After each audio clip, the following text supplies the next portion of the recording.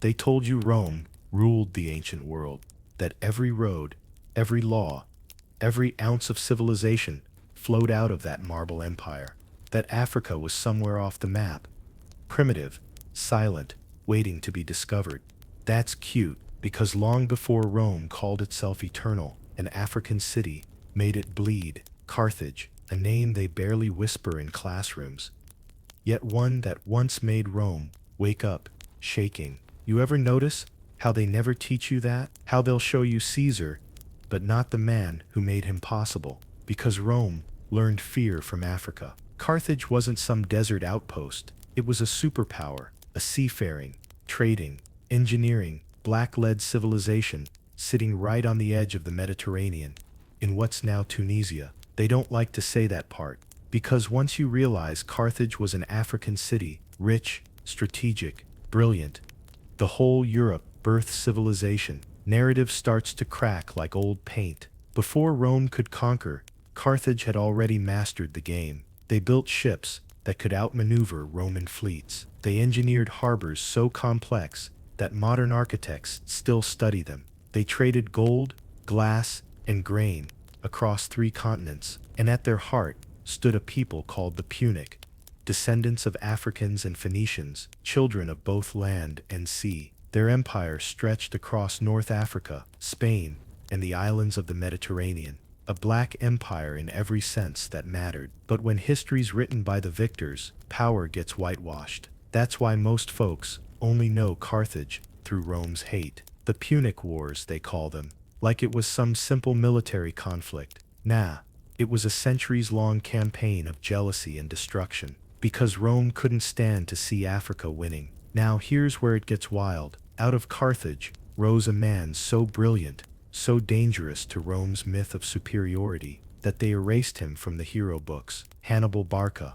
They'll tell you he was a Carthaginian general. What they won't say is, Hannibal was African royalty. Born in North Africa, raised on war strategy, fluent in multiple languages, trained to defend his people from imperial greed. From the time he was a child, he swore an oath to never let Rome dominate his homeland. That promise would shape history forever. You ever notice how Hollywood paints genius generals as European? Alexander the Great, Julius Caesar, Napoleon, but the one man all of them studied, Hannibal, an African who outsmarted the world's most arrogant empire. Picture this, a young man, barely in his 20s, taking control of one of the most powerful armies in the world. Tens of thousands of soldiers, hundreds of elephants, every nation around him trembling. His plan wasn't just to fight Rome, it was to humiliate it, and he did. Hannibal marched his army across the Alps, a death trap of snow, cliffs,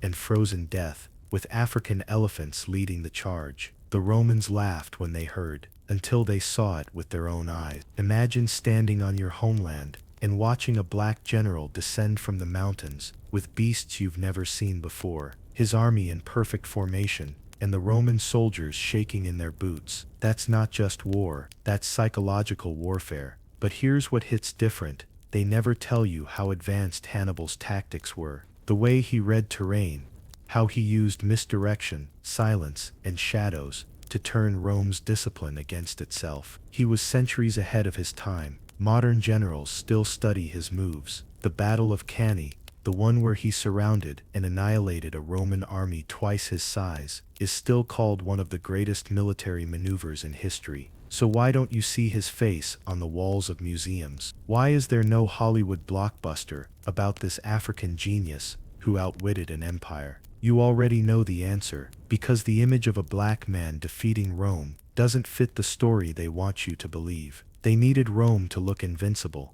They needed Africa to look inferior. So they took Hannibal's victories and buried them under centuries of Latin propaganda. When they couldn't erase him, they distorted him, turned him into a semi-European figure, softened his features, changed his skin tone in statues and paintings. Same trick they pulled with Jesus, Cleopatra, and every other African icon who threatened their control. Man, imagine being that good and watching history erase you. Imagine leading armies that terrified the greatest empire on earth, only for your descendants to learn about Caesar in school, while your name barely gets a paragraph. That's not just erasure, that's strategic amnesia. And yet, Carthage still stands in the bones of our story. The stones of its harbors still whisper. The ruins still remember the days when Africa wasn't just surviving, it was running the game. But here's the part they don't teach you. Rome didn't win because they were stronger. They won because they lied better. They rewrote, repainted, rebranded Africa's brilliance into their own myth of superiority. So the real question is, if Hannibal could outthink Rome on the battlefield, what made them powerful enough to rewrite his story off it? Because if you can erase a man like Hannibal, what else have they buried beneath the rubble of Western civilization? Let's pull back the curtain for a second. Because if you think Carthage was just another name from a dusty textbook, you're missing the point. This wasn't some forgotten city. This was the beating heart of ancient Africa, a global power whose brilliance shook the Mediterranean. And when Rome realized they couldn't match that brilliance, they did the next best thing, they rewrote it. That's how history hides, not by erasing every trace, but by changing the meaning of what's left behind. They keep the ruins, but bury the truth inside them. So what we see today is a skeleton, not the soul. Now ask yourself, how does a city that rivaled Rome disappear from memory? How does a man who almost ended Roman expansion get reduced to a trivia question? Simple. Because Rome didn't just destroy Carthage with fire, they destroyed it with narrative. Here's what most people don't know. After the Third Punic War, when Rome finally overpowered Carthage, they didn't stop at victory. They burned the city to the ground. For 17 days, the flames rose so high sailors could see them miles away. Then, and this is the part they never print in the textbooks, Rome salted the earth so nothing could grow again. A symbolic act, a message to the world. Let this be the end of Africa's glory. But the real violence came later. In the scrolls, in the retellings, in the classroom. Roman historians like Livy and Polybius wrote the story not as witnesses, but as architects of a myth. They called Carthage barbaric. They painted Hannibal as ruthless. They said his army was full of savages and mercenaries, men who fought without honor. Sound familiar? It's the same language colonial powers used centuries later to describe Africa again. That's the hidden source, the propaganda pipeline that started long before slavery, before colonization, before the transatlantic trade. It began with the erasure of Carthage, when Rome took Africa's greatest empire and twisted it into a cautionary tale. They planted the seed of the inferior Africa myth that still grows today. But let's rewind, because Carthage didn't come from nowhere. This city was built on the shoulders of ancient African and Phoenician knowledge. Traders, astronomers, engineers, people who mapped the stars and the sea. Before Rome even had a navy, they mastered metallurgy, agriculture, architecture. Carthage was the kind of city that built double walls, not because they were afraid, but because they thought on levels Rome couldn't even see. Picture the harbor of Carthage, a perfect circle carved from stone. 2 rings, one inside the other. The outer ring for merchants, the inner for warships. Hundreds of docks, each with hidden passageways connecting to supply depots and armories. It was a masterpiece of African engineering and urban planning. When European archaeologists first uncovered it, they were stunned, because it didn't fit their story. Africa wasn't supposed to be that advanced. You ever notice how discoveries like that barely make headlines? When they find pyramids, manuscripts, or scientific relics in Africa, they call it mysterious. When they find the same thing in Europe, it's brilliant. That's how bias hides in plain sight.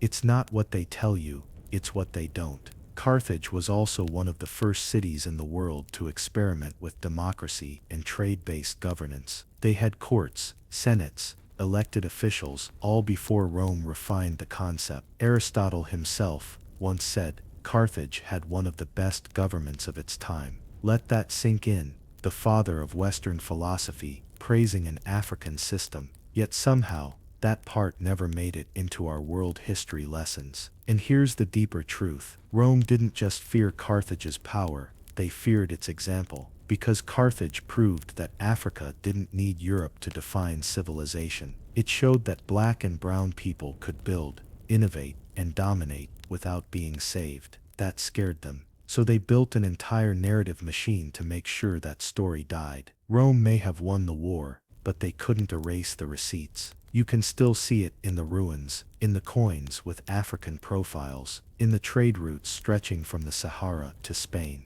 You can even see it in the strategies Rome later claimed as their own. The Romans copied Carthaginian ship designs. They stole their naval techniques. They learned from Hannibal, then buried his name under centuries of Latin pride. That's why this story matters today. Because it's not just about Carthage, it's about how the blueprint of erasure was built. They destroyed Carthage, then turned around and told the world Africa had no history. That's psychological warfare at its oldest form. Control the story, control the legacy, control the people. Man, imagine growing up hearing that your ancestors had no civilization, when in truth, they taught civilization. Carthage was proof. The Moors, Mali, Ethiopia, Nubia, all proof. But they needed Rome to be the first, the greatest, the origin. So Africa had to disappear. But here's what's poetic. No matter how deep they buried it, the truth still finds a way to surface. The ruins still speak. The sea still guards its secrets. The bloodlines still remember. And if Carthage, the city Rome tried to erase, still whispers its name across the waves, what else might history's silence be hiding? Because when the victors control the ink,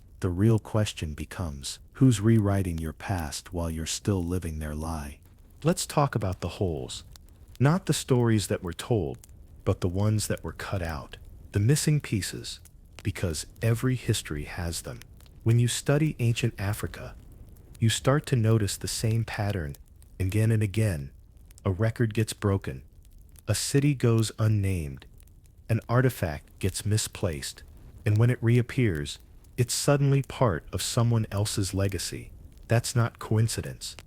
That's choreography. Take the Library of Alexandria, for example. Everyone knows it burned, but few talk about what it actually contained. Scrolls from across Africa, Asia, and the Mediterranean. Astronomical maps, medical records, mathematical theories. Scholars from Carthage, Egypt, Kush, and Timbuktu exchanged ideas there long before the so-called Age of Enlightenment. Those weren't primitive civilizations. They were the foundation. And yet, when you flip open a Western textbook, those same achievements are credited to the Greeks or Romans. Why? Because many of the original manuscripts were translated, rebranded, and reattributed after Alexandria fell. You can literally trace passages of African origin philosophy resurfacing centuries later in European texts, word for word, just under different names. That's not a coincidence. That's historical laundering. Now imagine you're a student in Rome, or Athens, or Paris hundreds of years later. You're taught that civilization began with your ancestors. You're told Africa was the dark continent. You grow up believing that narrative so deeply that when someone shows you evidence to the contrary, you reject it. That's how deep narrative conditioning runs. And that's exactly what happened with Carthage. The Romans didn't just destroy the city, they destroyed the context. Archaeological digs from the 19th and 20th centuries show how many artifacts from North Africa were quietly shipped off to European museums, mislabeled, or locked away in private collections. When archaeologists found advanced metal tools and ornate sculptures with distinctly African features, they didn't fit the expected narrative. So instead of asking how, they simply said they couldn't have been African. They invented new terms, like Afro-Phoenician or Near Eastern influence, anything but African excellence. And the saddest part, even African scholars, working under colonial systems, were forced to teach that same framework. Imagine being told to deny your own lineage just to pass your exams. Let's zoom in for a second on Hannibal, the man himself, the Carthaginian general who led an army, elephants included, across the Alps to invade Italy, still considered one of the greatest military minds in human history. You'd think his story would be everywhere, right? Statues, monuments, movies.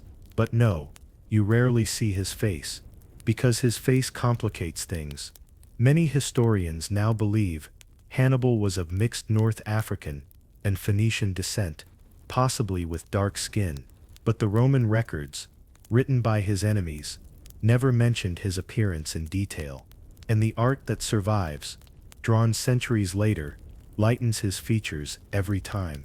It's subtle, it's deliberate, it's the visual equivalent of a whisper being edited out of a song. Now, let's talk about the books, the ones that never survived. Roman generals famously burned Carthaginian libraries after the conquest, but one survived long enough to influence future generations: the works of Mago, Carthage's most respected agricultural scientist. His writings on crop rotation, irrigation, and soil management were so advanced that Rome actually translated them into Latin after destroying his homeland. Then they credited themselves for the discoveries. Think about that. They killed the civilization, but kept the knowledge, just removed the author's name. It's like deleting the signature from a masterpiece. Fast forward to the 1400s. As European explorers pushed into Africa, they were shocked to find bustling cities, complex governments, and universities. In Timbuktu alone, there were libraries filled with thousands of handwritten manuscripts. Astronomy, medicine, poetry, philosophy. These were not lost tribes. These were learned societies. So what did the explorers do? They took what they could, burned what they couldn't, and rewrote what was left. Just like Rome did to Carthage.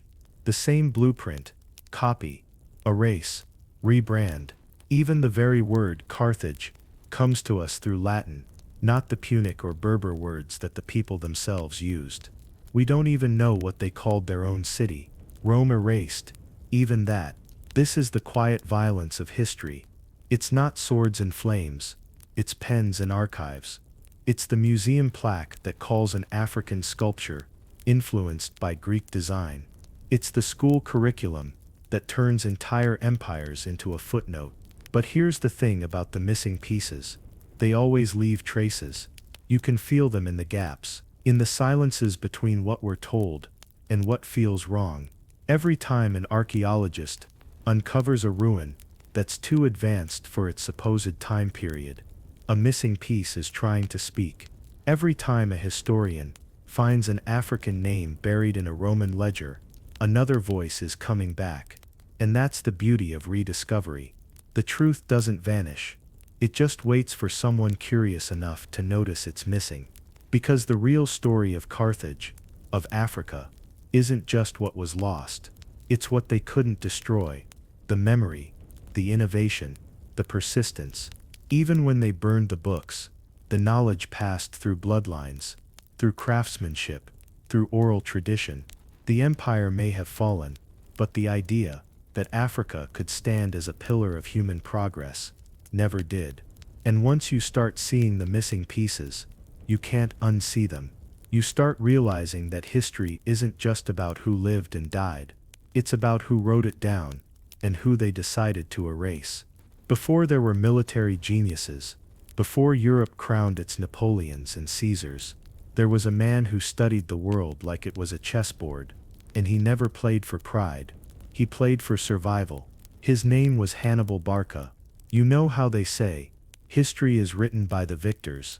Well, the story of Hannibal is what happens when the loser was smarter than everyone else, and they couldn't stand it. Let's set the stage. The year is 247 BCE. Carthage is cornered. Rome has already crushed their navy in the First Punic War, stripped their lands, and forced them to pay a debt so big it could bankrupt a nation twice over. But Carthage, they don't bow, they build. And from the ashes, a boy is born into a family that refuses to be erased. His father, Hamilcar Barca, was a warlord, a strategist, and a visionary who believed Carthage could rise again. Before one of his campaigns, he brought young Hannibal to the altar and made him swear an oath that he would never stop fighting Rome. Not in his lifetime, not in his soul. That was the birth of the legend. Now imagine growing up in exile, seeing your homeland humiliated, your father die in foreign wars, and your people's pride reduced to dust. For most, that kind of pain breeds despair. But for Hannibal, it bred precision. He studied everything: geography, weather, animal behavior, human psychology, even propaganda. He learned to weaponize nature itself. When he finally took command of the Carthaginian army, he didn't just plan to fight Rome, he planned to outthink it. And that's exactly what he did. In 218 BCE, Hannibal did something no Roman could even imagine. He marched his army, and his elephants, through the Pyrenees, across the Rhone River, and straight over the Alps. That's right, the man dragged war beasts across ice and mountain peaks, just to catch Rome from behind. It was the ancient world's version of breaking the simulation. Historians still argue how he pulled it off, how he kept tens of thousands of men alive, through freezing temperatures, treacherous slopes, and hostile tribes. But the real answer lies in his psychology. Hannibal didn't see obstacles, he saw opportunities to break his enemy's imagination. Think about it. Rome had the numbers, the infrastructure, the legions, the reputation. They were the superpower. But Hannibal understood something they didn't. Fear is the oldest weapon of all. When the Romans heard he'd crossed the Alps, it shattered their belief that they were untouchable. And then came Cannae. The year was 216 BCE. The battlefield, a dusty plain, in southern Italy. Rome brought over 80,000 soldiers. Hannibal, barely half that. It should have been a massacre. But instead, Hannibal pulled off one of the most brilliant maneuvers in military history. A move that's still studied in war academies today. He let Rome's army push forward into his center, intentionally. Then, as the Romans thought they were breaking his lines, he encircled them from both sides. A complete pincer movement.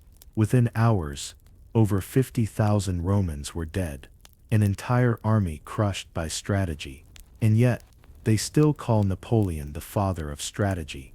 You ever notice how they always rename brilliance when it's black?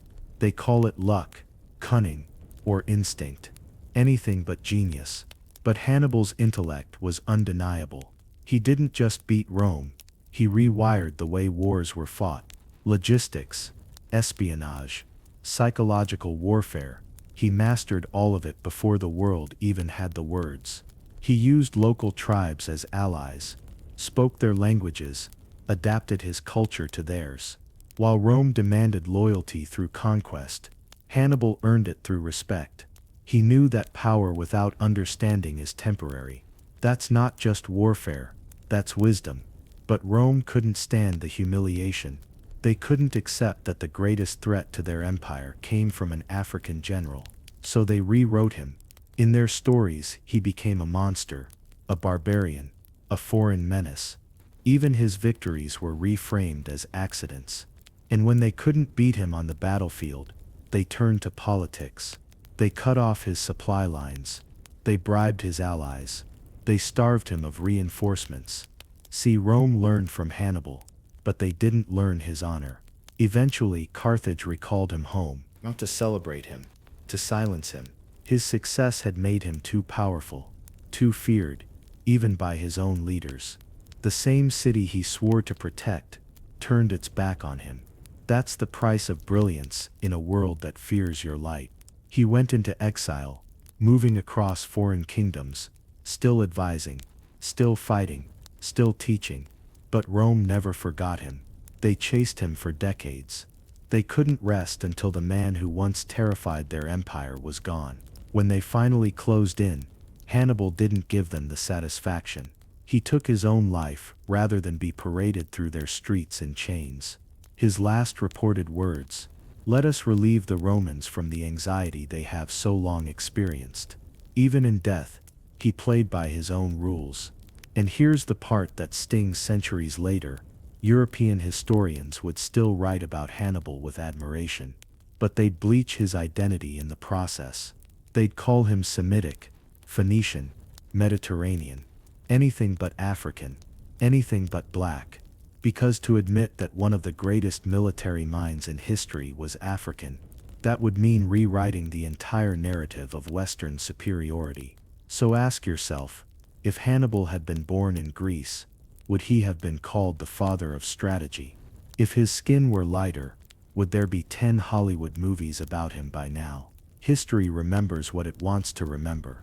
But truth always leaves fingerprints. And Hannibal's fingerprints are still all over the strategies, the philosophies, and the psychology of warfare used to this day. The man who outsmarted Rome didn't just fight an empire. He exposed the fear beneath its armor. But the question is, what happens when you realize the man who terrified the Romans didn't just defend Carthage? He defined Africa's genius. Before Greece had marble, before Rome had roads, before Europe even had a name for civilization, Africa had empires. That's the part the textbooks never linger on. They tell you Carthage was a trading hub, like it was just a marketplace by the sea.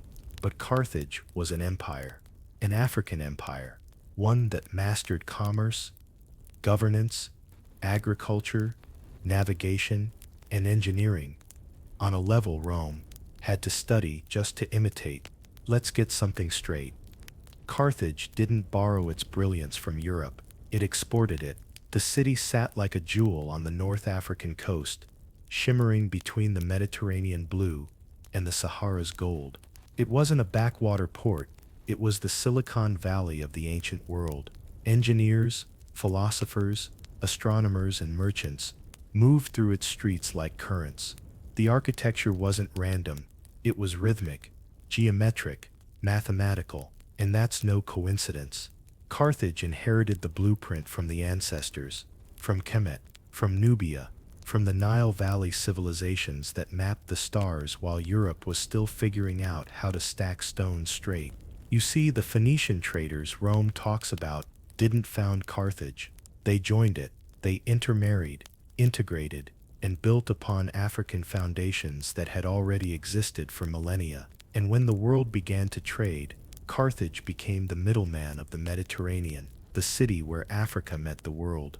They had harbors so complex that modern engineers still debate how they pulled them off. Massive circular docks with hidden compartments for warships, warehouses carved with ventilation systems, city planning that followed astronomical alignments, all that in 800 BCE, while the so-called civilized world still thought thunder was Zeus throwing tantrums. And yet, every time you see a documentary about Carthage, notice what they show: white statues, white columns, white sand. They never show the faces of the people who built it, because if they did, the illusion collapses. Ask yourself, why do you think European archaeologists were so quick to reinterpret African ruins when they found ancient skulls and statues with broad noses and curly hair in Carthage, in Egypt, in Nubia?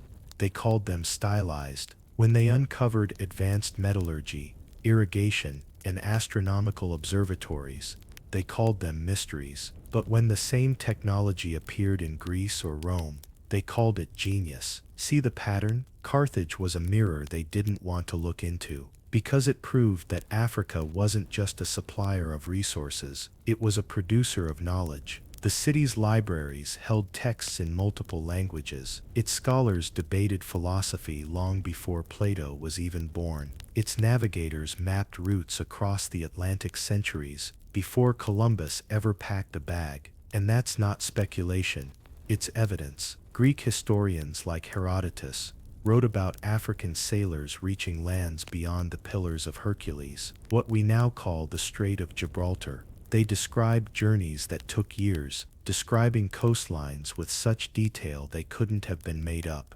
Carthaginian explorer Hanno the Navigator even documented a voyage down the West African coast, complete with encounters, settlements, and trading posts. Hanno wasn't a myth. He was the first recorded sailor to map sub-Saharan Africa. His expedition was funded by Carthage's Senate, meaning this wasn't curiosity, it was infrastructure. It was expansion. Carthage didn't just sail the seas, it commanded them. Its navy outmaneuvered Rome's for decades, thanks to African innovation in shipbuilding. They developed the quinquereme, a massive warship with 5 banks of oars, centuries ahead of its time. They coated hulls with a resin that resisted salt corrosion, making voyages last longer. When Rome finally figured out how to copy those ships, they literally stole a wrecked Carthaginian vessel and reverse engineered it. And even then, it took them years to match Carthage's design. Let that sink in. Rome learned to rule the sea by stealing African technology and the trade networks Carthage created.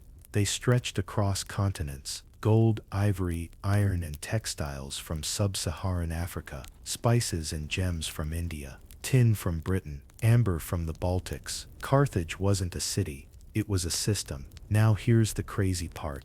When Rome finally destroyed Carthage in 146 BCE, they didn't just burn a city, they burned a memory. They ordered every building torn down, every citizen enslaved, and every record destroyed, salted the ground so nothing could grow again. That wasn't strategy, that was fear. Because Carthage had proven something Rome couldn't afford the world to remember, that an African civilization could rival the might of the empire that claimed to rule the world. And when Rome built its new city on those ashes, it rebuilt the myth. They painted Carthage as a greedy merchant city, obsessed with gold and sacrifice. They twisted Hannibal into a monster. They turned victory into virtue and genocide into civilization. It's the same formula they'd use later on Africa itself: destroy, demonize, then dominate. But here's the thing, the soil remembers. Every artifact, every inscription,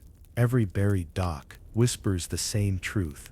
Africa was first, not second, not sidekick, not inspired by. First, the original architect of empire, innovation, and intellect. And Carthage, it was proof that Africa didn't need Europe. Europe needed Africa. So ask yourself, if the Romans had to destroy every trace of Carthage just to rewrite the story, what other empires have been buried under the same lie? What if Carthage wasn't an exception, but a blueprint? See, history ain't just written by the winners, it's edited by the insecure. Rome didn't destroy Carthage because it was evil. Rome destroyed Carthage because it was proof. Proof that Africa didn't need saving, that Africa had already done the saving. And that, my friend, is the kind of truth that threatens an empire. Because once you admit that Carthage rivaled Rome, that Hannibal outsmarted every Roman general before him, that African innovation built the ships Rome sailed on,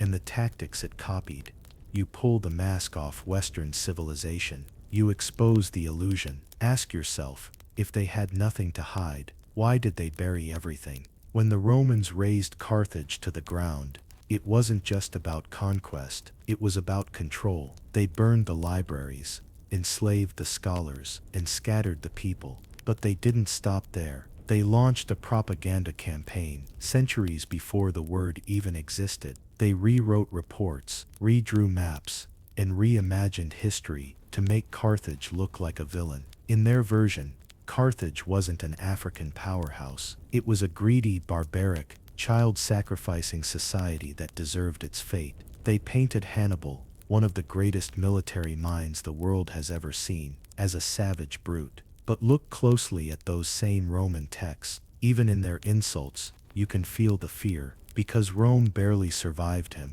Hannibal made them bleed. He crossed the Alps with elephants, through snow, through ice, through the impossible. His soldiers weren't mercenaries, they were believers. North Africans, Nubians, Iberians, Moors, a coalition of free people who refused to kneel. And Rome was humiliated. Imagine an African general walking into Europe, dismantling their armies with strategy so advanced, it's still studied in military schools today. No satellites, no maps, just brilliance, courage, and precision. They couldn't erase the battles, so they rewrote the man. They painted him lighter, softened his features, blurred his origin. Over centuries, Western historians reinterpreted Hannibal's identity, calling him Mediterranean, Semitic, or Phoenician, anything but African, anything but black. They used words like Punic to hide African. They used Canaanite to avoid saying descendant of the Nile.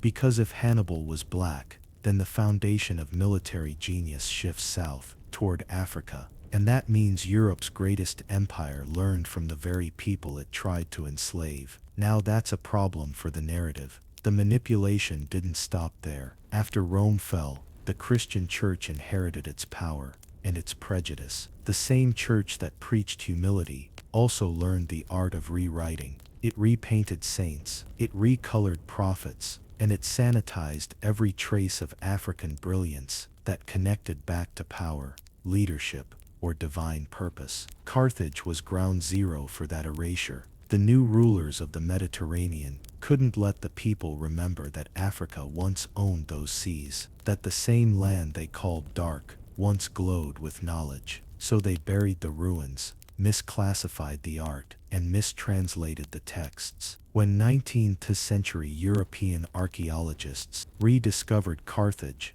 they played the same game all over again. They called the African artifacts influenced by the East. They credited Phoenicia for every African invention, even though Phoenicia was a small strip of land that never built anything near Carthage's scale. You ever notice how they do that? Every time Africa builds something great, they claim outside influence. But when Europe copies it, suddenly it's innovation. That's not coincidence, that's programming. Because if you control the image, you control the imagination. And if you control imagination, you control identity. Rome didn't just conquer Carthage's land, it conquered how the story of Carthage would be told. And when Europe resurrected Rome centuries later, during the Renaissance, they didn't resurrect the truth, they resurrected the myth. They celebrated Rome as civilization reborn, and painted Africa as its opposite, primitive, superstitious,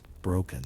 They created a racial hierarchy rooted in those lies, one that justified colonization, slavery, and theft, all from a lie that began in Carthage. But think about this. The Romans built monuments to themselves, but the Carthaginians built legacies that outlasted fire. You can burn a library, but you can't burn memory. You can't erase DNA. You can't erase what's written in the bones of the people. And when the Moors rose centuries later, bringing African science, medicine, and philosophy back into Europe, where do you think that flame came from? It came from Carthage, from that same spark Rome thought it had buried under ash. So yeah, they changed the story, but they couldn't change the truth. And here's the twist. That same propaganda model that Rome used, it's still in play today. The same cycle of erasure, rebranding, and control has evolved with the times. Now it's not scrolls and scribes doing the rewriting. It's textbooks, films, and media.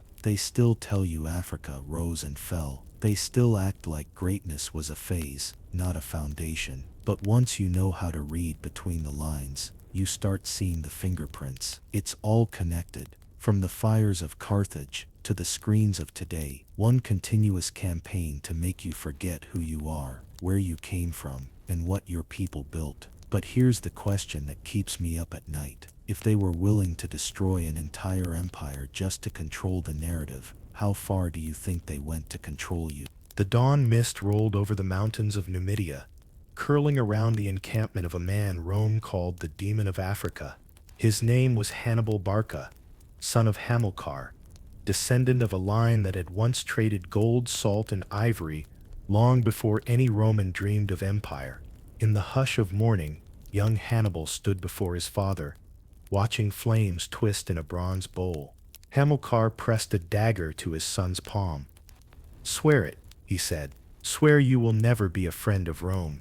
The boy's blood mixed with the smoke, a covenant sealed not in ink, but in fire. From that moment, Africa's most brilliant strategist was born. Carthage was not a land of savages or pirates, as later Roman historians claimed. It was a technological powerhouse. The docks could build 200 ships at once. Engineers used molten lead to waterproof hulls. Farmers used advanced irrigation systems imported from sub-Saharan Africa. They had laws, libraries, mathematics, and a fleet that ruled the Mediterranean centuries before Europe even built proper ports. But Rome wanted control. They called it civilization. Carthage called it greed. When war came, Hannibal didn't meet them on his shores. He took the fight to theirs. He marched his African elephants through the Alps, a move so insane, so brilliant, that generals today still study it. He didn't just bring elephants. He brought an army united from across the African continent: Numidians, Berbers, Moors, black warriors from the Sahel, all fighting under the Carthaginian banner. Picture that frost biting their skin. Roman scouts watching from the cliffs in disbelief as dark silhouettes emerged through the snow, leading massive beasts that shook the earth. Hannibal wasn't just a tactician, he was a psychologist. He understood fear as a weapon. At Cannae, he arranged his troops in a crescent shape, baiting the Romans into his center, then closing the trap from both sides. A maneuver that destroyed 50,000 men in a single afternoon. That's not luck, that's mastery, that's African genius. Yet when history was rewritten by Rome, when Europe later told the story, they painted Hannibal as a monster, not a mastermind. They erased Carthage's African identity, whitewashed its achievements, and burned its archives after the final war. All that remained were Roman words describing their enemy, the same empire that salted the soil of Carthage, so nothing could grow again. But what if I told you, Rome didn't destroy everything? What if I told you some Carthaginian knowledge survived, hidden through time, carried by sailors who reached far beyond Europe, leaving echoes of their science in places historians still can't explain? Carthage may have burned, but its fire still lives. You ever notice how they call it the classical world, like Greece and Rome invented everything? That's cute. Cute because while Europe was still debating philosophy with little more than scrolls and wax tablets, Africa was already building cities, mapping the stars, and coding knowledge into stone and papyrus. Carthage wasn't an anomaly. It was a reflection of a continent that had been teaching the world for millennia. The African mind was not waiting for permission to shine. It was already illuminating civilization. Let's start with navigation. Before Columbus discovered the Americas, African sailors had already mapped the Atlantic coasts. They understood wind patterns, ocean currents, and celestial navigation in ways that would make European explorers seem like toddlers fumbling with compasses. Hanno the Navigator, centuries before Rome's conquest of Carthage, sailed from the Mediterranean down the West African coast, establishing trade posts, mapping unknown lands, and documenting it all in incredible detail. That knowledge didn't vanish. It spread, passed orally, through apprenticeship, through diaspora, mathematics. Africa wasn't counting with sticks. They were calculating areas, volumes, and astronomical events. The ancient Egyptians gave the world geometry and algebra. Carthage refined those principles for engineering, trade, and military strategy. Rome copied them. Europe praised itself. That's how the story was twisted. The blueprint was African, the credit was European. Medicine, chemistry, astronomy, architecture, philosophy, all flowing from African minds. Think about it. Europe's Renaissance was a reawakening of ideas, stolen, learned, and adapted from Africa. Libraries of Alexandria and Carthage held texts that chronicled centuries of African scientific exploration. Works on medicine described herbal remedies that modern science is only now validating. Mathematics taught precision in trade, construction, and naval navigation. Every invention that later defined Europe had an African ancestor. Ask yourself, why do you think African contributions are always footnotes in European textbooks? Why is the Nile Valley only ever ancient Egypt in isolation, as if the surrounding lands, the scholars, and the thinkers had nothing to do with its brilliance? Here's the thing. Knowledge is power, and if you control knowledge, you control history. That's why Rome burned Carthage. That's why later empires stole African manuscripts. That's why European narratives whitewashed gods, pharaohs, and heroes. Because Africa's power was undeniable, and power must be denied to maintain dominance. Look closer. Philosophy wasn't born in Greece. It was cultivated along the Nile, refined in the libraries of Carthage, debated in marketplaces of Timbuktu. When Aristotle, Plato, and Pythagoras were writing their treatises, African thinkers were centuries ahead, developing logic, ethics, astronomy, and mathematics that would later feed into European curricula without acknowledgement. And don't get it twisted, this knowledge was accessible. Carthaginian merchants, West African traders, scholars in Ethiopia, they shared knowledge with anyone who respected it, who could read the signs of the stars and follow the rivers. Unlike Europe, which hoarded knowledge behind Latin texts and elite privileges, African knowledge spread like the wind across deserts and seas. Cultural transmission didn't stop at Africa. African ideas traveled with the Moors into Spain. With every mosque built, every library opened, every academy formed, African science, philosophy, and architecture flowed into Europe, invisibly powering the Renaissance. Bridges, aqueducts, domes, and the very concept of urban planning, African. Europe took the credit.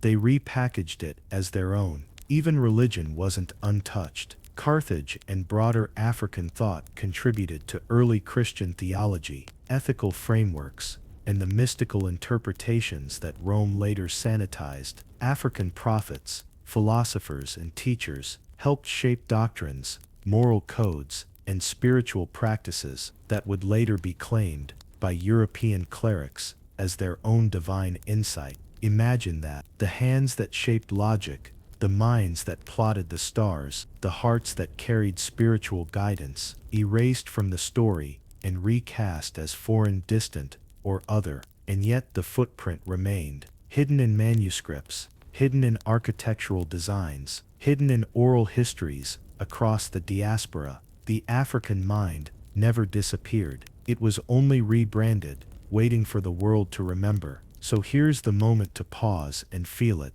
The betrayal, the theft, the pride, and the fire. Africa taught the world. Africa invented the tools of civilization. Africa set the blueprint. And yet, for centuries, the world acted like it had just stumbled upon enlightenment on its own. Ask yourself this: if Africa was already centuries ahead in science, math, navigation, and philosophy, why do we still think civilization started in Europe? Why are our textbooks still lying to us? And here's the deeper question: if knowledge equals power, and Africa's knowledge was stolen, how much power was stolen along with it?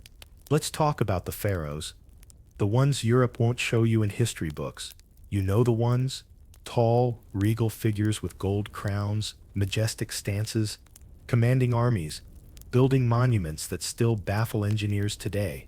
The ones whose names you think you know: Cleopatra, Akhenaten, Ramses. But here's the truth: those weren't pale rulers. They were black, full African, Nile-bred kings and queens whose bloodlines carried the weight of empires older than Rome, older than Greece, older than even the Bible in the form you've been fed. Look at the murals, the sculptures, the carvings, wide noses, full lips, tightly coiled hair. Look at the hieroglyphs, the records of dynasties, wars, and spiritual guidance, written by African hands. Ask yourself, why do textbooks replace their faces with lighter skin, European features, and blonde hair? Because power is preserved through image. Change the image, and you change the story. These weren't minor leaders. They were visionaries, warriors, mathematicians, astronomers, and prophets. Pharaohs like Pa and Taharka expanded the Nile empires, building pyramids that still dwarf European castles. They didn't just conquer, they taught, traded, and exchanged ideas across Africa and beyond. Their scribes documented celestial movements with such precision that modern scholars still marvel. Their temples aligned with the stars, structures that required both engineering genius and philosophical insight. And the prophets, Africa had them long before the European Church canonized the Old Testament. Ethiopian priests, Nubian mystics, Carthaginian scholars, men and women whose spiritual authority challenged the world's perception of divinity. They advised kings, guided armies, and wrote teachings that would later be adapted, distorted, and claimed by others. They weren't mere storytellers. They were architects of morality, visionaries, shaping society through ethical law, philosophy, and the understanding of the cosmos.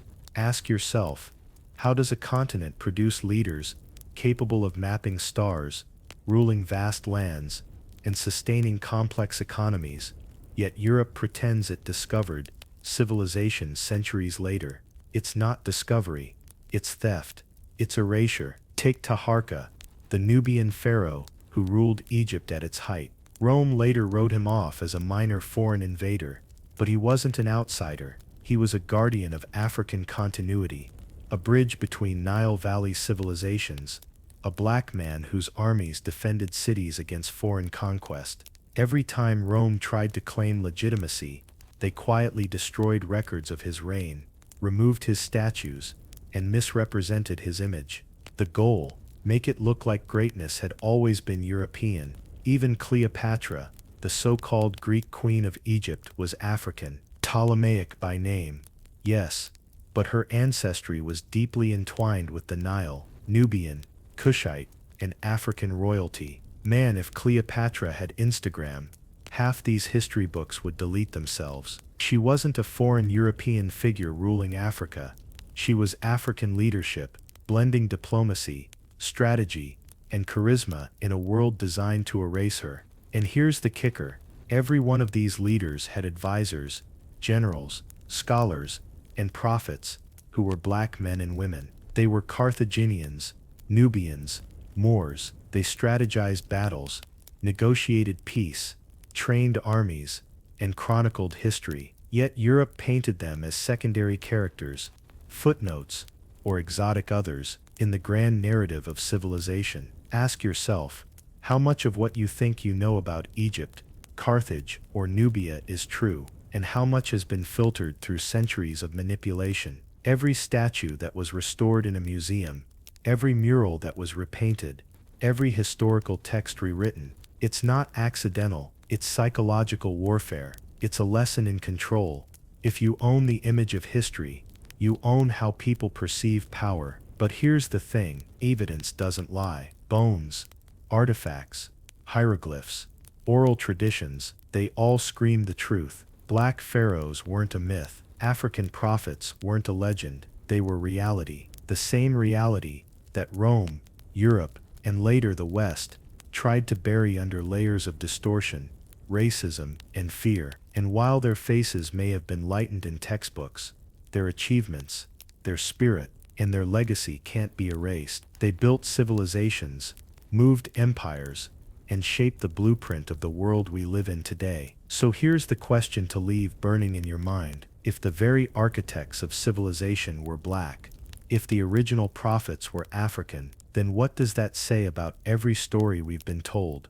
About who built the world and who profited from pretending they didn't? Because once you see the truth, once you recognize the faces, the lineage, the intellectual power, the betrayal hits different, and the fire to reclaim it, that's unstoppable. Picture Europe in the 8th century, cold, fractured, stumbling in the dark. Rome's glory was gone, knowledge buried under centuries of conquest and fear. People called it the Dark Ages. Dark for who?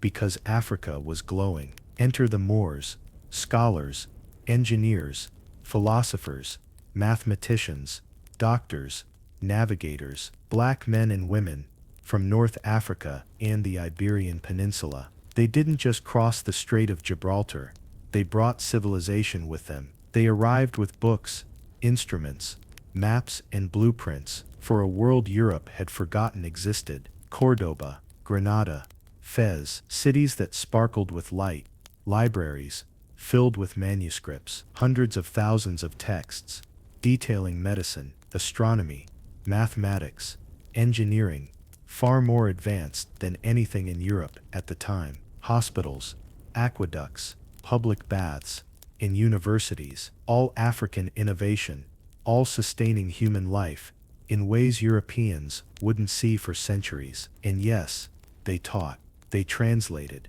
they preserved, they handed the torch to anyone willing to learn. Europe got its Renaissance, but it wasn't a birth, it was a revival of African knowledge, stolen, sanitized, and then credited to Italian scholars. You ever notice how we only hear about Leonardo, Galileo, and Michelangelo? Cute. Europe had nothing on the foundations laid by the Moors. Algebra, algorithms, trigonometry, even the very concept of zero, preserved and expanded upon by African minds in Moorish Spain. Libraries like Al-Karawi and Fez, still standing today, held knowledge older than any European university. Medicine, hospitals staffed with African doctors, treating tens of thousands daily, performing surgeries, teaching hygiene, saving lives. Europe was still bleeding ignorance when the Moors were performing cataract surgery. Europe's medical textbooks,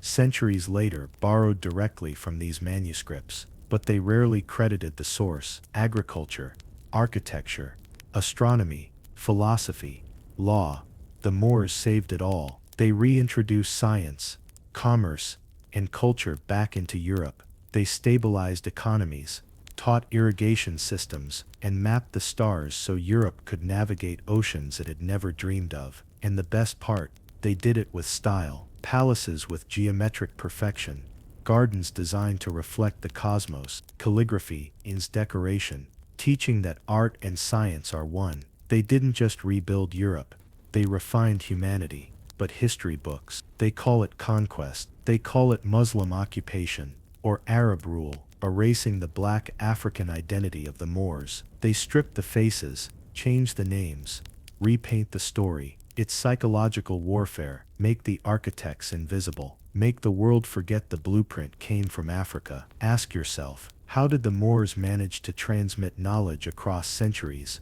while Europe slept through its own collapse? Why is the story told as if Europe pulled itself out of ignorance by itself, ignoring the hands that literally built the ladders it climbed? These weren't minor contributions, they were civilization receipts. Receipts Rome burned, Europe sanitized, and history textbooks misplaced. Algebra, receipt from the Moors. Optics, receipt from the Moors. University systems, receipt from the Moors. And yet, when people talk about progress, it's always framed as European ingenuity. And that's the sneaky part. It wasn't just Europe that lost its memory. Africa itself was fractured by conquest and the slave trade, cutting lines of knowledge, dispersing scholars, and scattering manuscripts across oceans. But those Moors, resilient, brilliant, kept the flame alive. They were scholars, traders, warriors, and diplomats. They were the reason Europe survived intellectually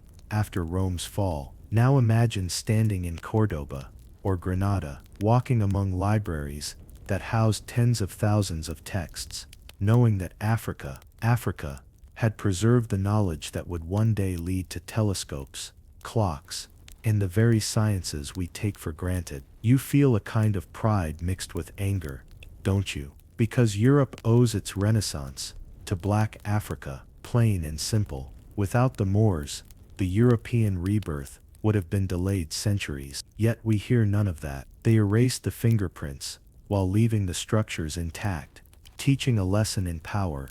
Control the story, control the legacy. And here's the twist.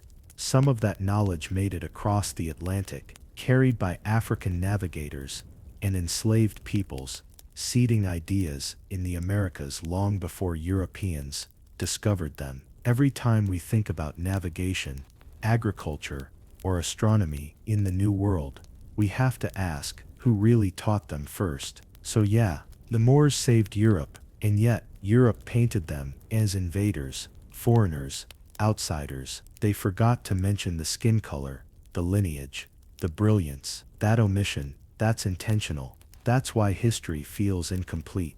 That's why it's ours to reclaim. Ask yourself, if civilization itself owes a debt to Africa that's never been repaid in recognition, what else have they erased? And more importantly, how do we reclaim it today? Let's get real. You ever walk into a museum or flip open a history textbook and feel something is off? Yeah. That feeling is correct. They've been lying, systematically, methodically, whitewashing the past until it gleams with someone else's reflection. Take art. Renaissance painters, commissioned by wealthy patrons, were rewriting history. Every saint, every king, every philosopher, painted pale, eyes blue, noses thin, skin white, even Jesus, even the apostles, European faces staring back at you like they owned the world. That's not artistic license. That's psychological control. Make the heroes foreign, make the witnesses invisible, and you teach the world to forget its roots. Books weren't safe either. Every manuscript that contradicted the European narrative was burned, hidden, or translated with intentional bias. African kingdoms became mysterious or savage. Carthage, a footnote. Nubia, a forgotten land. The Moors, merely occupiers in the textbooks, not the saviors of European knowledge. It wasn't a mistake. It was power. History is written by winners, sure, but who wins when the winner erases the architect? Rome won militarily. Europe won culturally by default. But Africa's narrative was stolen, twisted, and sold as a fantasy. Paint a black god white, and suddenly his people don't exist. Rewrite the textbooks, and suddenly they were never part of the conversation. And propaganda? It's more than just textbooks. Religion was used as a weapon.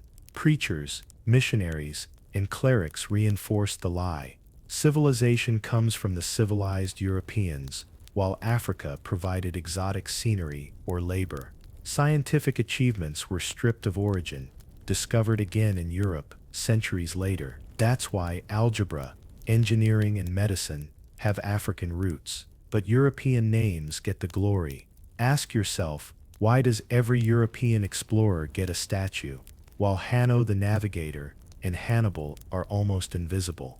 Because controlling the image controls perception. Control perception, and you control the mind. People start believing the fantasy.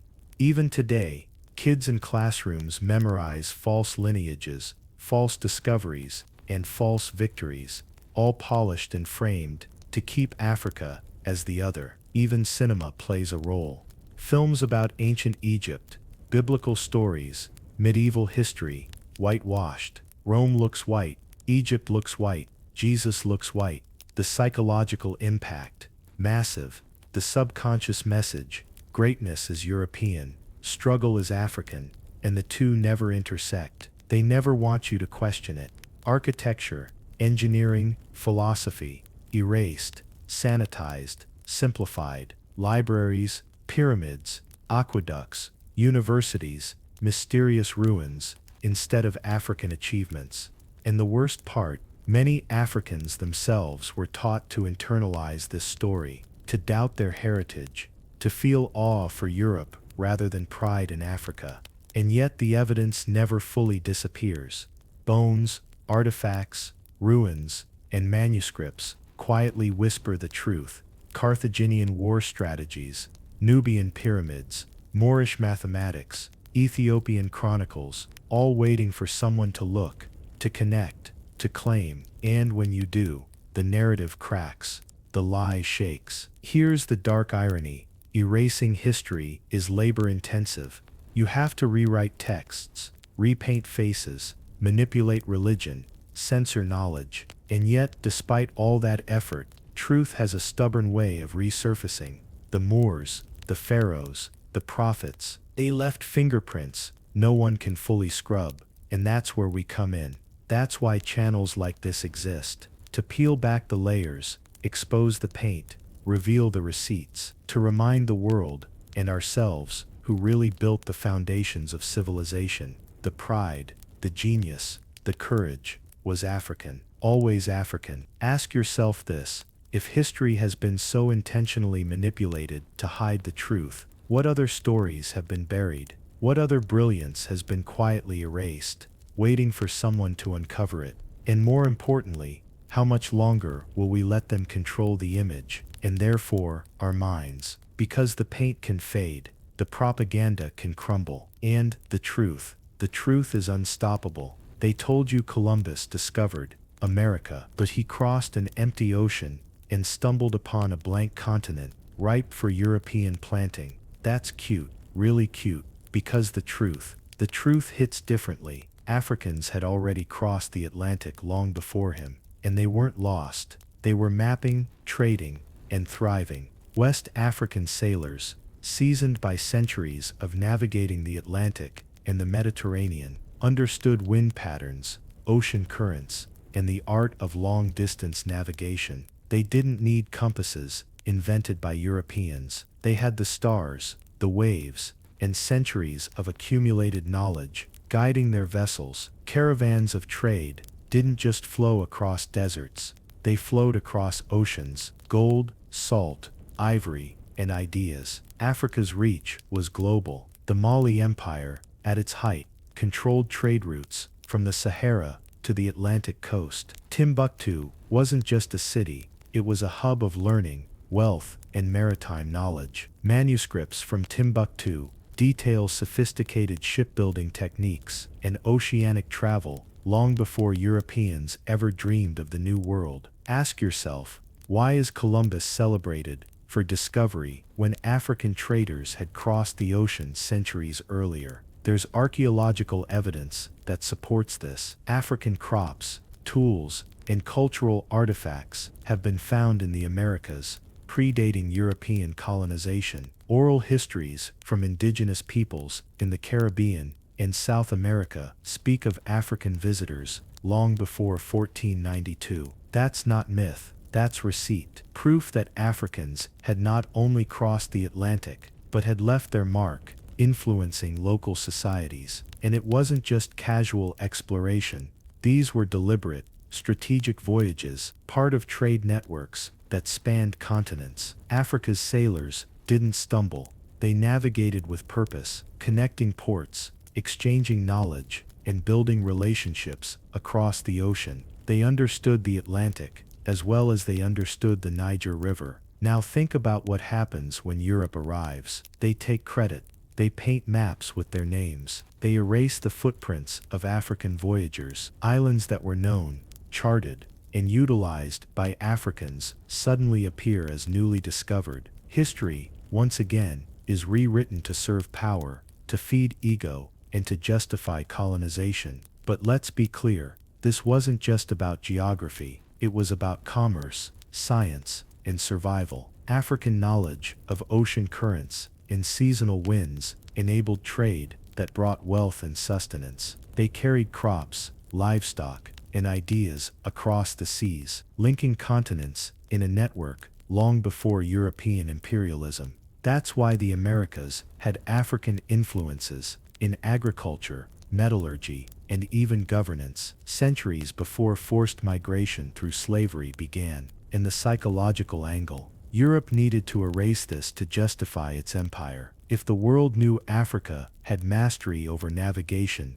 trade, and settlement across oceans, it would undermine the narrative of European superiority. Erasure becomes a weapon. Paint the continent as passive, primitive, or disconnected, and suddenly colonialism looks like bringing civilization. But the evidence persists. Ancient maps, ship designs, oral traditions, and even the DNA of populations in the Americas point to African voyages. Archaeologists find artifacts of West African origin in pre-Columbian sites. Linguistic traces of African words appear in indigenous languages. The oceans themselves carry proof of African mastery. Ask yourself, what else have they buried? How much of the world's story has been edited, repainted, and sanitized to hide African ingenuity? And more importantly, how long will it take for these truths to be acknowledged, celebrated, and taught as fact, rather than whispered as rumor? The African presence in the Americas before Columbus isn't just a historical footnote, it's a paradigm shift. It redefines who shaped the world, who connected continents, and who carried knowledge across oceans while Europe slept. And once you see it, you can't unsee it, because understanding this changes everything. It reframes slavery, colonization, and cultural exchange. It forces us to acknowledge the intelligence, courage, and resilience of Africans who refused to be erased, who crossed the seas while the so-called discoverers were still learning to read maps drawn by African hands. So here's the moment to sit with it. African sailors reached the Americas long before Columbus. They traded, explored, and influenced civilizations, and yet the story of their voyages has been buried beneath centuries of lies. Ask yourself, if they hid this, what other feats, innovations, and legacies of Africa are still waiting to be uncovered? Ask yourself, who invented the tools, the systems, the techniques that Europe claims as its own? Because if you peel back the layers, it becomes clear Africa was the original innovator, and Europe, they just copied, rebranded, and profited. Take paper. You think the Europeans invented the printing revolution? Cute, papyrus, parchment, and paper-like materials were being produced in Egypt and Nubia centuries before Gutenberg. Libraries in Timbuktu, Fez, and Cairo stored manuscripts on paper that chronicled everything from astronomy to medicine. And when Europe started printing books, guess whose knowledge they were spreading? African knowledge. Yet no credit, just another whitewashed narrative. Martial arts. Yeah, those hand-to-hand techniques, strategic combat forms, and disciplined practices that are now global. African civilizations had codified warfare long before Europeans wrote manuals. The warriors of Mali, Songhai, and Nubia trained rigorously, developed sophisticated techniques, and passed them down in ways that influenced military structures across continents. Ask yourself, how is it that the West gets the glory for formalized combat when African disciplines predated them? Navigation. This one's massive. You already know they erased African voyages across the Atlantic and Mediterranean, but they also erased the science behind it. Africa's knowledge of the stars, currents, winds, and seasonal shifts wasn't anecdotal. It was empirical, tested over centuries. Caravans and fleets traversed vast distances, connecting Africa to Europe, Asia, and the Americas. Yet history tells you Europeans were the pioneers. Lies, pure and simple, medicine, the surgical techniques, herbal remedies, understanding of anatomy, centuries ahead of medieval Europe. African physicians performed cataract surgery, bone setting, and complex herbal treatments long before Europe knew what hygiene meant. Hospitals in Moorish Spain treated thousands daily with documented procedures, sanitation systems, and a curriculum that educated new doctors. Europe got the knowledge later and claimed it as modern medicine. That's theft. And let's talk about the mindset behind this theft. If knowledge is power, and Africa held the blueprint for civilization, then erasing those contributions was necessary for conquest. Change the story, remove the innovators, make the continent appear backward. It's psychological warfare on a global scale, and it's still echoing today. Even agriculture carries this hidden imprint. Crops like yams, millet, sorghum, and rice were cultivated with sophisticated techniques, carried across oceans, adapted to new lands. Europeans arriving in the Americas relied on African knowledge through enslaved people, yes, to survive and thrive. Yet the credit is never attributed to the continent that perfected these systems. Every innovation stolen is a story of betrayal. Every lost manuscript, every repainted mural, every erased name is a silent theft, stripping the world of African genius and teaching people to underestimate the continent. And this isn't ancient history alone. The structures, the methods, the techniques they tried to erase are embedded in the modern world. Your technology, your medicine, your maps, African fingerprints are all over them. Ask yourself, how much more has been hidden? How many breakthroughs, experiments, and discoveries never reached the public because the lineage was African and inconvenient for European ego? And when you realize it, what does that do to your understanding of history, power, and identity? Because the truth hits different. Africa didn't just contribute, it created, And every time Europe claimed the credit, it rewrote humanity's blueprint. But now, we're tracing it back. We're connecting the dots: paper, martial arts, navigation, medicine, all evidence of genius that belonged to Africa first, long before anyone else got to it. And here's the kicker: the stolen innovations aren't just history, they're a mirror, reflecting how erasure works, how narrative controls perception, and how power is preserved. Once you see that, you start to understand the stakes of reclaiming the story. You start to understand why they worked so hard to hide it. So here's the question: if the very foundations of science, medicine, combat, and navigation were African, then what else have they been erasing? And more importantly, how do we reclaim what was never ours to lose, but stolen anyway? Let's step into the sacred, not the version of scripture you were handed, but the one that was hidden. Because before Rome ever touched a scroll, before European kings commissioned their authorized Bibles, Africa was already the keeper of divine word. The oldest, most complete Bible on earth isn't sitting in the Vatican, it's in Ethiopia. And that's not just trivia, that's proof that the story of faith has African roots. They tried to burn out. The Ethiopian Bible, written in Ge'ez, predates the King James Version by over 1,000 years. It contains books you've never read, books that were stripped out, like Enoch, Jubilees, and the Shepherd of Hermas, texts that described angels walking among men, the origins of evil, and prophecies that didn't fit the Roman narrative. Why were they removed? Because they told a story that placed Africa and its people at the center of God's plan, not the margins. And if you think that's a coincidence, remember this: Christianity didn't start in Europe. The first nation to officially adopt Christianity wasn't Rome, it was Ethiopia. The Aksumite Empire declared Christ as king centuries before the Roman Empire did. African priests, monks, and scholars carried the message across deserts and seas, long before European missionaries brought the gospel to the heathens. So ask yourself, who's really the original disciple? Even the stories inside the Bible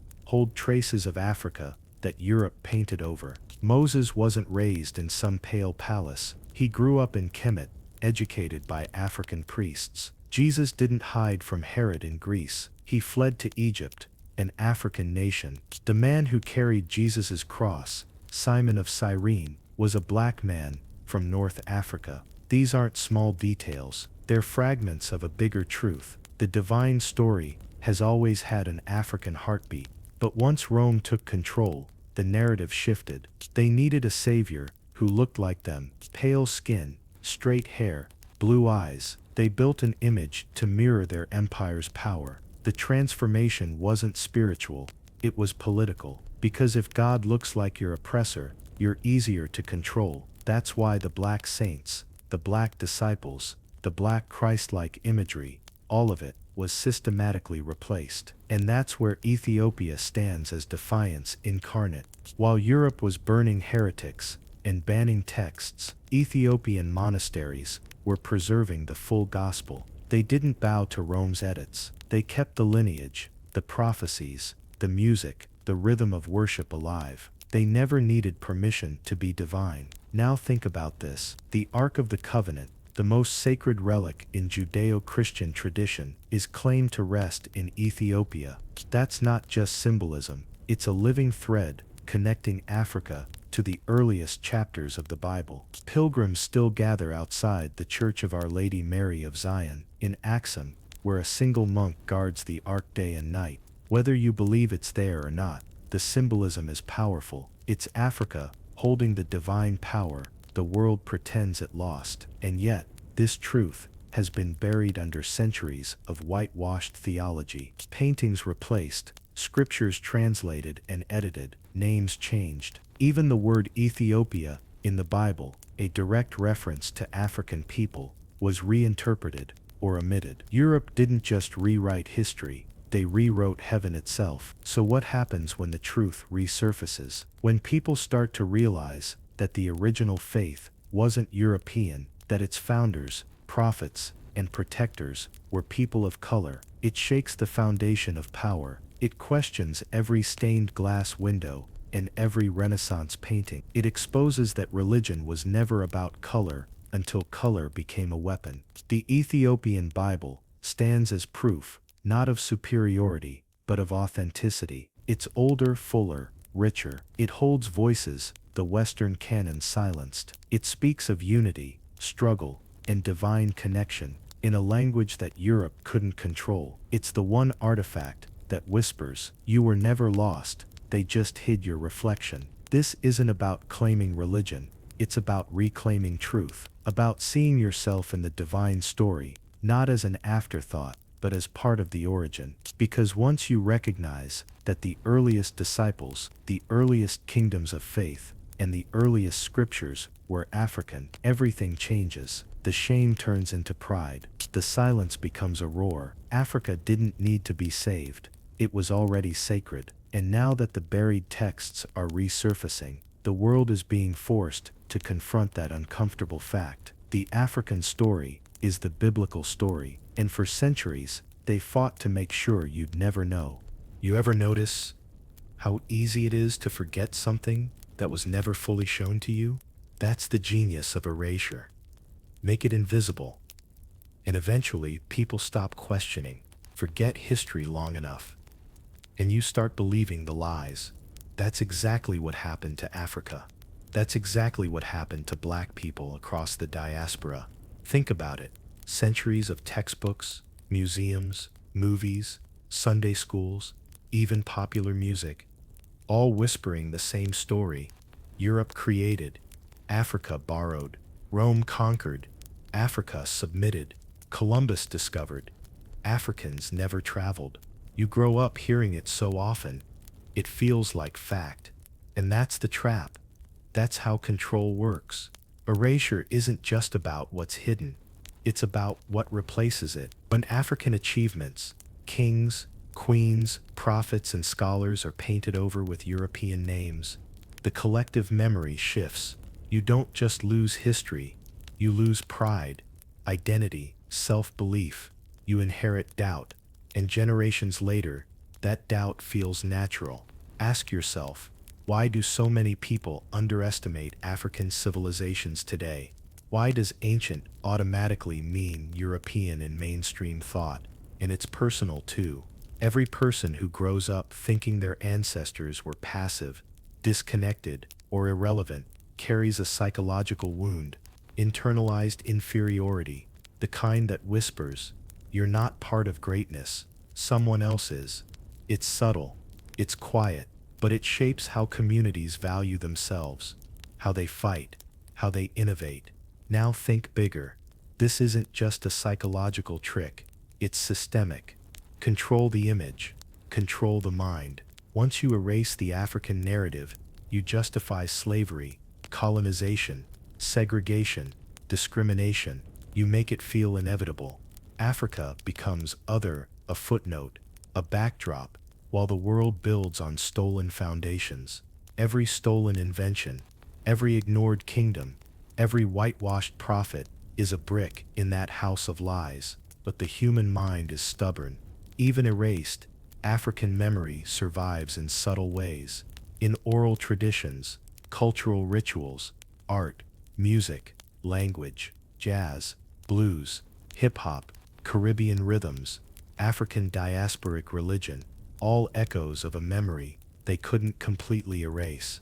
Ask yourself, why do these patterns persist, even when the textbooks lie? Because truth has a way of sneaking back in. And here's the harshest part.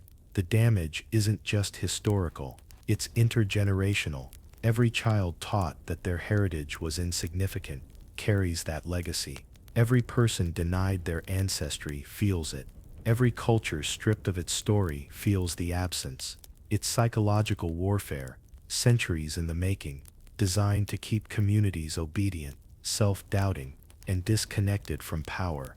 But what happens when you reclaim that memory? When you dig up the receipts, read the manuscripts, walk the ruins, study the art, follow the lineages, everything shifts, confidence returns, identity strengthens, pride explodes. knowledge becomes power, and suddenly, the erasure that was meant to contain you becomes the fuel for awakening. Africa's civilizations, Mali, Songhai, Carthage, Nubia, the Moors, weren't lost, they were hidden. And the moment you see them, the moment you reconnect with that history, it's like waking from a deep, enforced sleep. Every erased scientist, general, king, queen, and prophet begins to speak through you. The key is awareness. Once the mind remembers, the soul remembers. Once the collective memory awakens, the narrative cracks, and the power structures that depend on ignorance start to tremble. The erasure can't hold forever. It's a temporary illusion, waiting for someone to notice the missing pieces, to ask the right questions, to reclaim the story. So ask yourself, what does it feel like to discover that everything you thought you knew about your past is a lie? What does it feel like to realize that your people built, ruled, and innovated while being erased from the pages of history? And more importantly, what will you do with that knowledge once it's in your hands? Because forgetting was never natural. Forgetting was forced, and now, the choice is yours. Continue to live in the shadow of a stolen story, or rise, reclaim, and illuminate the truths that were buried for centuries. Ask yourself, what does it take to survive when the world has decided you're expendable? To survive, not just as a people, but as a culture, as a civilization, as a legacy. Africa has answers, and they are written in the blood, sweat, and brilliance of Ethiopia, Benin, Mali, and even Haiti, nations that refuse to be erased.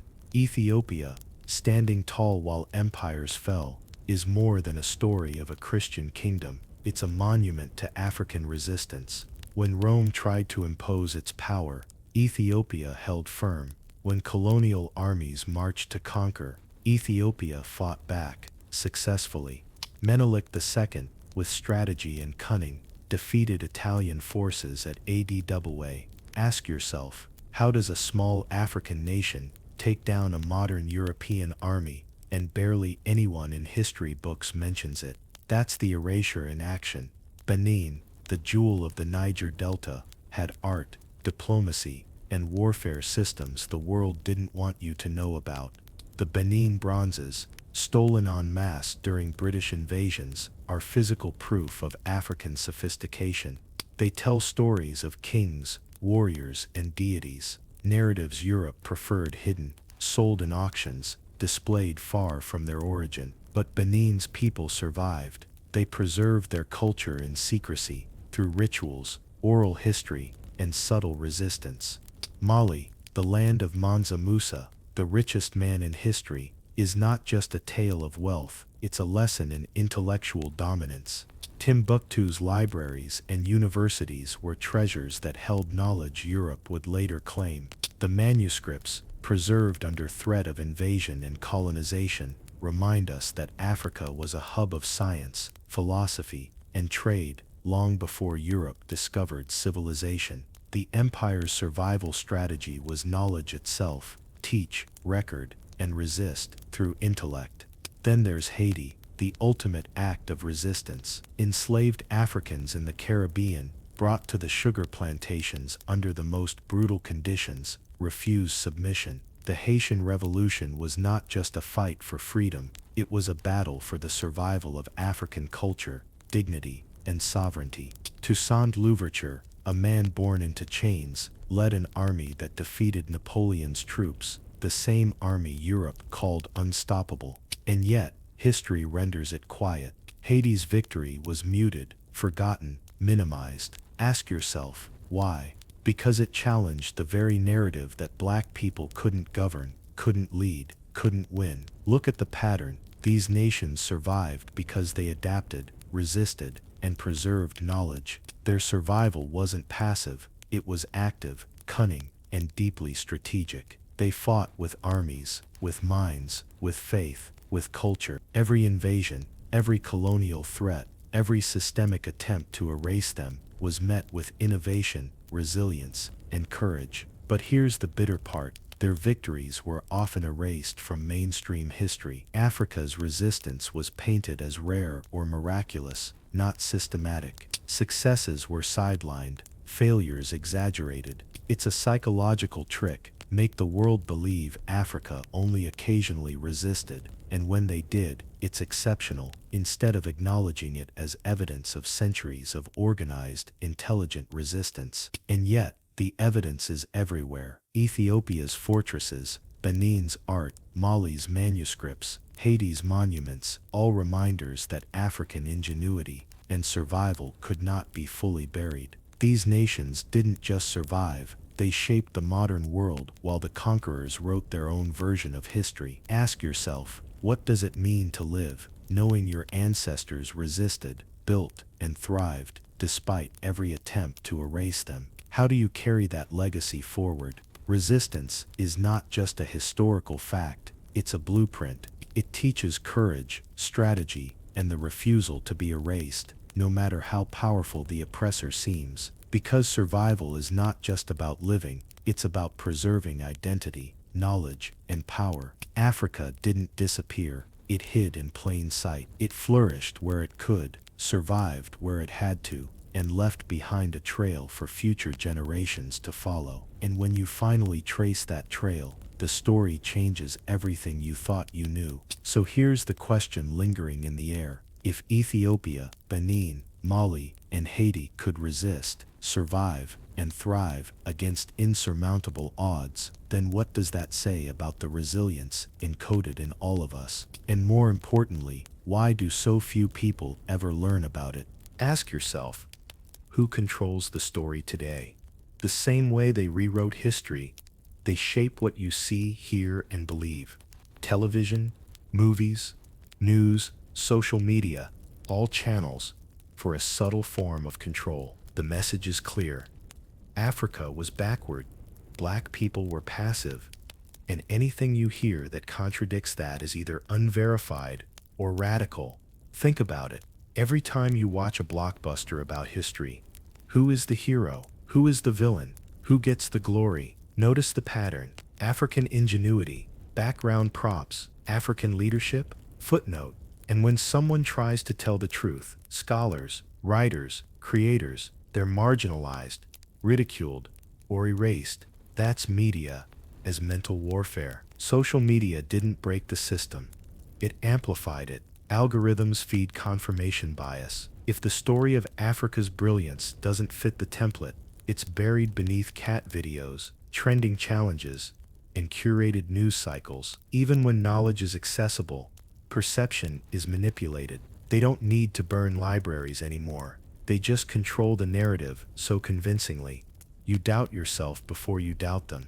Education plays a role too. How many students learn about Carthage, Mali, or the Moors in depth? How often do textbooks mention that African civilizations influenced Europe's architecture, science, or philosophy? Rarely, and even when they do, it's presented as curiosity, an anomaly, rather than foundational truth. Ask yourself, why does modern schooling continue to echo the same erasures as centuries ago? Movies and television do it subtly. Look at biblical films, historical dramas, even science fiction.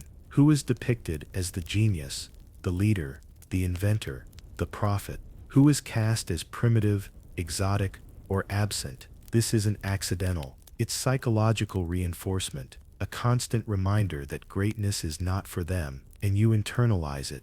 You start doubting your own lineage, your own possibilities. Even within communities, the effects linger. Generational trauma, compounded by selective storytelling, creates a cycle of underestimation. Black children are less likely to see themselves as scientists, leaders, or historical architects because the world never showed them their ancestors doing exactly that. The media didn't just shape perception, it shaped identity. But here's the irony.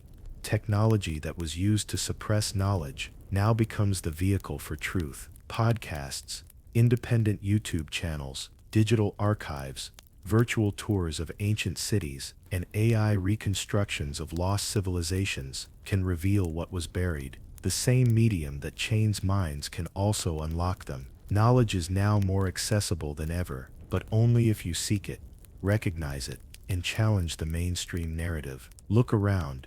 memes, viral videos, and documentaries that highlight African contributions to medicine, architecture, and philosophy are trending.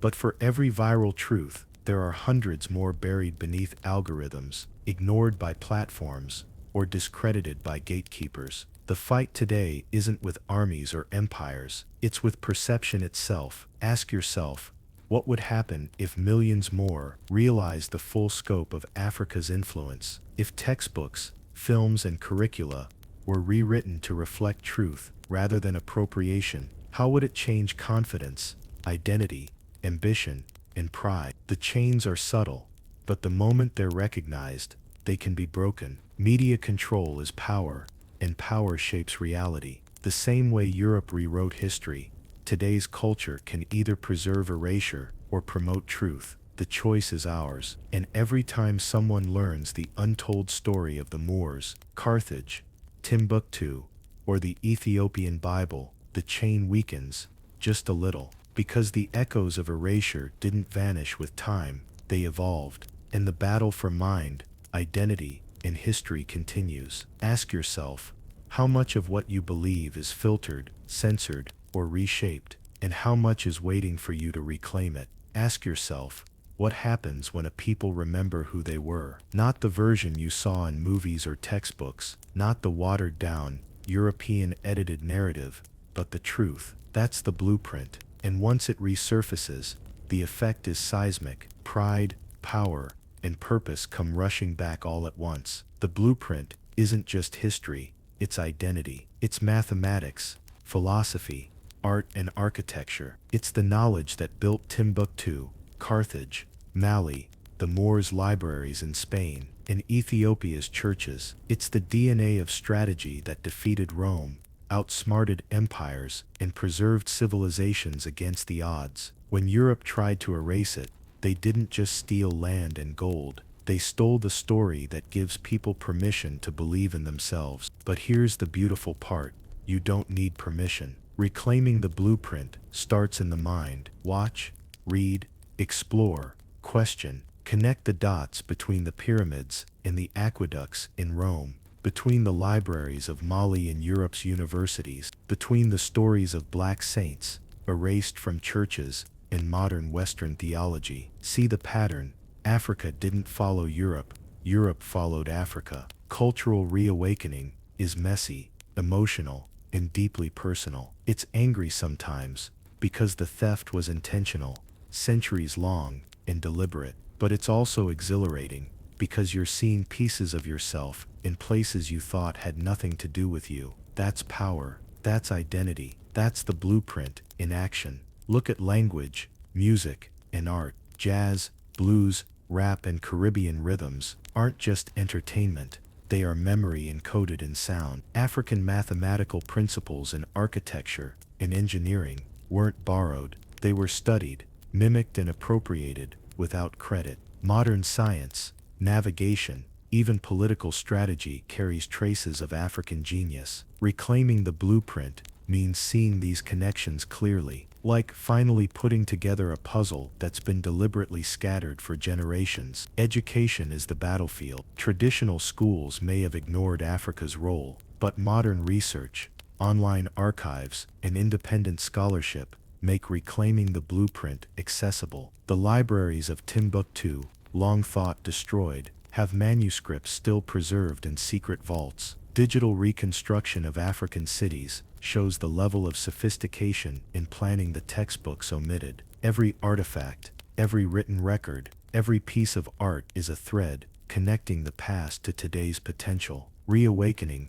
also means revisiting faith. African contributions to the Bible, Christianity, Islam, and Jewish thought have been systematically erased. The Ethiopian Bible, African saints, and black prophets reveal a spiritual legacy that Europe tried to rewrite. Reclaiming that isn't just historical, it's deeply healing. It restores the sacred connections between ancestry, culture, and divine guidance, and there's joy in it. Real, unfiltered joy. When you see a painting, a sculpture, or a written work and recognize it as your ancestors' creation, it's like reclaiming a piece of your soul. The pride builds because now you know The world tried to make you small, but the truth refuses to stay hidden. But reawakening is not passive, it's active. It demands research, discussion, debate, and reflection. It demands refusing to accept the version of history fed to you. It requires amplifying the hidden voices of Africa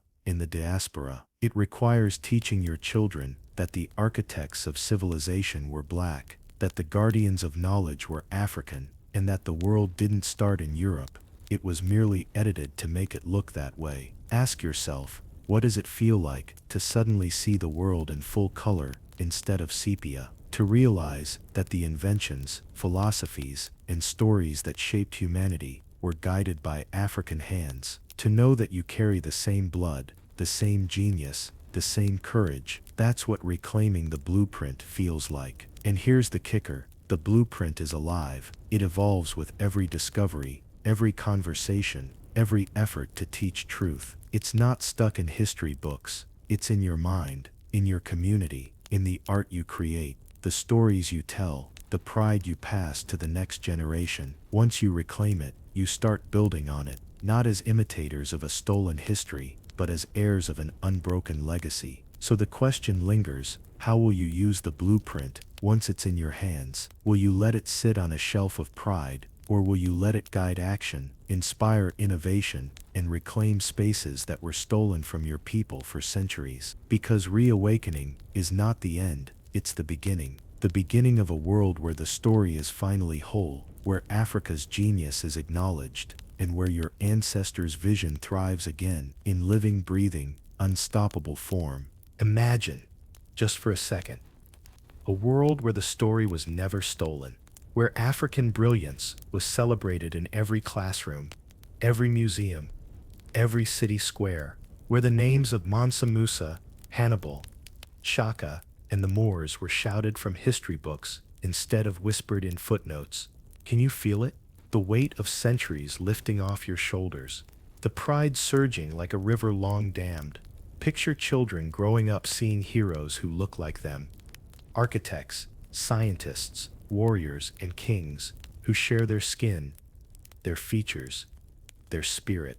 Ask yourself, how different would the world be if self-doubt planted by erasure was replaced with confidence, ambition, and inherited knowledge? Every invention, every discovery, every art form would carry lineage, history, and purpose. You wouldn't just inherit dreams, you'd inherit a legacy. Think of culture, African storytelling, music, art, dance, not as relics or curiosities, but as the standard. Imagine a Hollywood where black inventors, philosophers, and leaders take center stage. Imagine every history lesson showing Africa as the cradle of knowledge, trade, and strategy, not just a backdrop for European exploration. Imagine scholars, politicians, and everyday people referencing African innovations as foundational, not supplementary. Ask yourself, what would confidence look like if generations had grown up believing in their own brilliance? Imagine engineers tracing their designs to Timbuktu, mathematicians learning the theorems of ancient Mali, explorers mapping seas that Africans had already navigated centuries earlier. The world wouldn't just notice Africa, it would be built on its recognition. And the beauty of it, it's not just the past. Reclaiming this memory changes the present. Imagine communities investing in their future with the awareness that ingenuity and leadership are not borrowed, but inherited. Imagine artists creating without apology, scientists innovating without doubt, leaders governing without hesitation. Because the blueprint is visible and unbroken. Pride would be a shield, knowledge, a sword, identity, unshakable. Now think globally. Imagine international relations shaped by respect for Africa's historical power, not by centuries of colonial theft and exploitation. Imagine African nations operating from strength, drawing on cultural memory and ancestral intelligence to negotiate, innovate, and thrive. The economic, technological, and spiritual landscapes of the world would look completely different. Ask yourself, what doors would have opened if we never let them erase the story. Even faith would be transformed. Imagine seeing sacred texts, prophets, and spiritual leaders in their true African context. The Bible, Quran, and other religious texts wouldn't be filtered through a Eurocentric lens. Communities wouldn't be taught to admire distant European interpretations while ignoring their own ancestral connections. Religion would be a mirror, reflecting inherited power, not a tool of mental control. And personally, imagine the emotional weight lifted when you realize that the greatness you carry in your DNA was never conditional. It was never hidden because it wasn't there. It was hidden because someone feared it. Every moment of doubt, every whisper of inadequacy would lose its power. The blueprint would be visible, vibrant, undeniable. But here's the twist. We can't go back in time. What was stolen cannot be fully returned. Yet the vision is not lost. Every discovery, every reclaimed story, every untold narrative brings us closer to it. Every child learning the truth today rewrites the tomorrow of millions. Imagine if we never let erasure define us again. Imagine if we took back the story, piece by piece, mind by mind, heart by heart, and ask yourself, if we can see this vision, if we can feel the power of what was hidden, what stops us from making it reality? What stops us from teaching, creating, remembering, and leading with that full awareness? The blueprint isn't just history, it's potential, it's responsibility, it's legacy in motion, because the truth doesn't just enlighten, it empowers. And when the story is fully reclaimed, the world will never forget. Here we are, the last chapter, but not the last truth. Ask yourself, how long have you been living a story someone else wrote for you? How long have you believed the edited, sanitized version, where greatness was never yours, where heroes looked like everyone else but you? That ends now. The final awakening is not an event, it's a process. It's the moment you realize that history isn't just dates, battles, or kings. History is identity. It's DNA. It's the bloodline of courage, genius, and resilience running through your veins. When you see that clearly, you start living differently. You walk differently. You speak differently. You claim differently. Look inward, not for pride, but for recognition. That strength you sometimes doubt, it was inherited. That intellect you sometimes question, it's a spark from centuries of African philosophers, mathematicians, strategists, and warriors. That creativity you sometimes undervalue, it flows from the libraries of Timbuktu, the courts of Benin, the streets of Carthage, and the fields of Haiti. And here's the real kicker. It's not just about the past, it's about how you move forward. The awakening is personal, spiritual, and communal. It's about teaching, storytelling, creating, and leading in ways that honor the ancestors. Every choice you make, every skill you cultivate, every truth you share is part of the blueprint. You are the living proof that the erasure was never complete. Ask yourself, what would it feel like if every black child, every African descendant could see this blueprint clearly, could walk in it fully, without apology, without shame, without hesitation? Imagine a world where confidence isn't learned, but inherited, remembered, and recognized as rightfully yours. That's the awakening. That's the reclamation. And yes, it's emotional. It's pride, heartbreak, rage, joy, all at once. Because when you see the truth, you realize the magnitude of what was stolen. And you also realize the magnitude of what survived. Africa survived. Its knowledge survived. Its people survived. And through you, it continues. Every story you tell, every skill you practice, every culture you preserve, is a testament to that survival. The awakening also calls for accountability, not just from others, but from yourself. How are you honoring what was reclaimed? How are you teaching, creating, protecting, and expanding it? The blueprint is not static. It's alive. It evolves as you evolve, as your community evolves, as your culture evolves. And that's the power Europe never wanted you to see. Ask yourself, when the world denied your ancestors, what did they fear most? That someday Generations later, you'd look at the gaps, the erasures, the whitewashed stories, and you'd ask the questions they never wanted asked, that you'd piece together the receipts,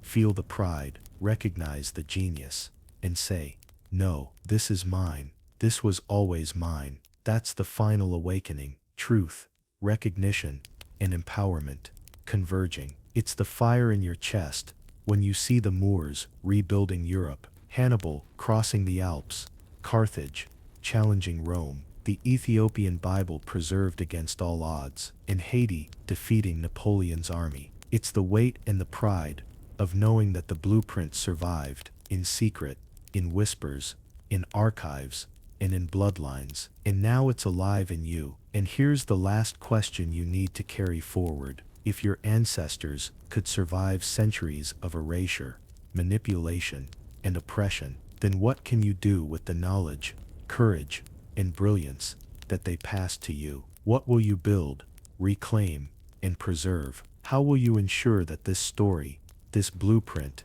is never hidden again? Because the final awakening isn't just about knowing the truth, it's about living it, breathing it, passing it on. It's about standing taller, thinking clearer, acting bolder, because the past is not lost, the present is yours, and the future is waiting. And when you embrace that fully, the world doesn't just see you, it recognizes you. It respects the blueprint, it bows to the legacy. The awakening is complete, not in history books, not on screens, not in accolades, but in you. The truth has survived, and now, so do you.